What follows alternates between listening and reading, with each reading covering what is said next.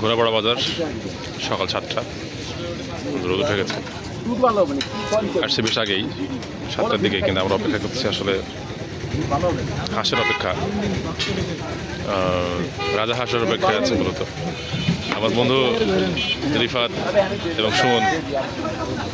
এবং সুমনের অর্থায়নে কলা খাওয়া হচ্ছে এবং বিশাল বিশাল কলা, এবং আমরা মূলত অপেক্ষা করতেছি যে কখন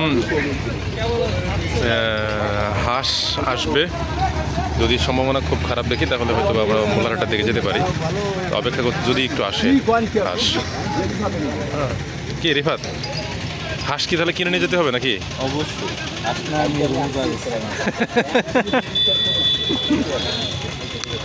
10-15 মিনিট দেখবো, তারপর কিসে মোলারহাটে তো হাট সম্ভাবনা আছে পাওয়ার। তো কলা কিনা আসলে ভালো হয়েছে।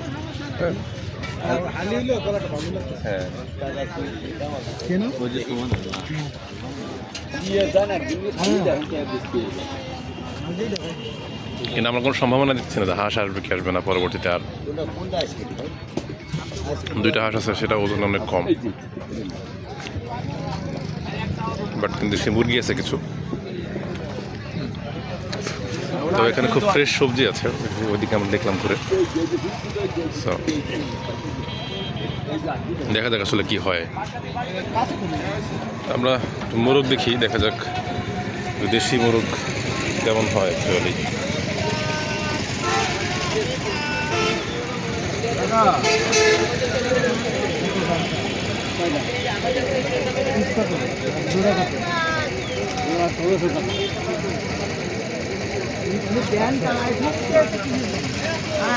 জোড়া 1600, 1 কেজি দিব।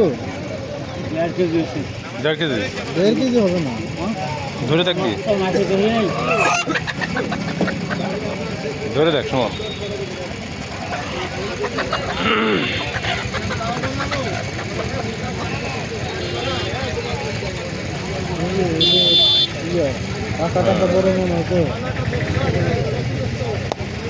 পিওর মাংস দিয়ে কি থাকবে না আর কি? ও হাঁস আসার কি সম্ভাবনা আছে আজকে? আজকে আসছিল না,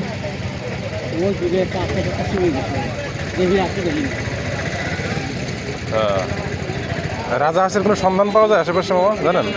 রাজা হাঁস নাই না? মোল্লারহাট কি পাওয়া যেতে পারে? মোল্লারহাট রাজা হাঁস পাওয়া যেতে পারে? হ্যাঁ,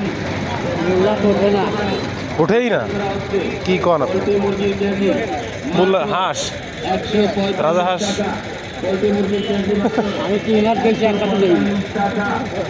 এখন গেলে কি পাওয়া যেতে পারে মামা? এখন গেলে কি পাওয়া যেতে পারে? মোবাইল টাওয়ারের সামনে মনীষ শিকদারের মার্কেট, শাহাবুল চৌধুরী শেহাব ভাইয়ের মুরগির দোকানে। এটা কি করবি আজকে সারাদিনের জন্য পোল্ট্রি মুরগির বিশাল মূল্য ছাড়। পোল্ট্রি মুরগির কেজি 145 টাকা। কি করবি? পোল্ট্রি মুরগির কেজি মাত্র 145 টাকা। মুরগির ওজন 2 কেজি 2.5 কেজি। এখানে আর হলো না, হাঁসের অপেক্ষা করে আর হাঁস পাওয়া গেল না। তো আমরা একটু মোল্লারহাটের দিকে যাওয়া যায় কিনা। এই সুযোগ আজকে সারাদিনের জন্য।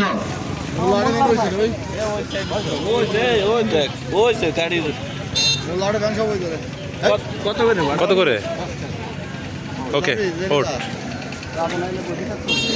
সো আমাদের ভ্যান যাত্রা এসো মানে এই পাশে আয়।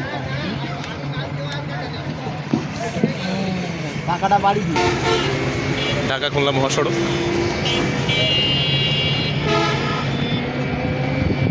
কোনাপাড়া মোড়।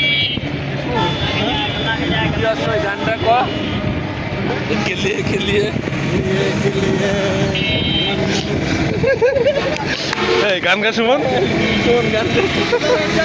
একটা আনন্দ লাগছে, বুঝলি না? একটা লিঙ্ক আছে তো। মুরগির বিশাল মূল্য ছাড়। পোল্ট্রি মুরগির কেজি 145 টাকা। পোল্ট্রি মুরগির কেজি মাত্র 145 টাকা। মুরগির ওজন 2 কেজির উপরে না, ও তো মরতে বসছে বিক্রি করে। Gopalganj eye hospital and training institute.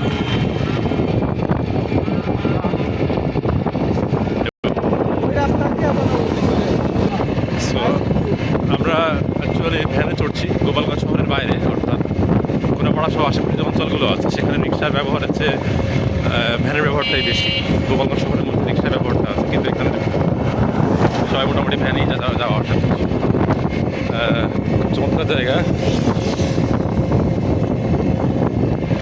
আমরা আমাদের গন্তব্য মোল্লারহাট, দেখা যাক হাঁস পাওয়া যায় কিনা। মামা মোল্লারহাটকে হাঁস পাওয়া যাবে এখন? যাবে না? কি কন যাচ্ছি কিসের জন্য আমরা? ঘুরতে। বাড়ি হে हम लोग जाता ভাবিকা বাড়ি। সকাল সকাল এ ভাই কিছু বলুক ভাই। ছোট ভাবি বড় ভাবি সবই তো মোল্লারহাট নাকি? হ্যাঁ একজন খুলনা এই রাস্তা তো অবগত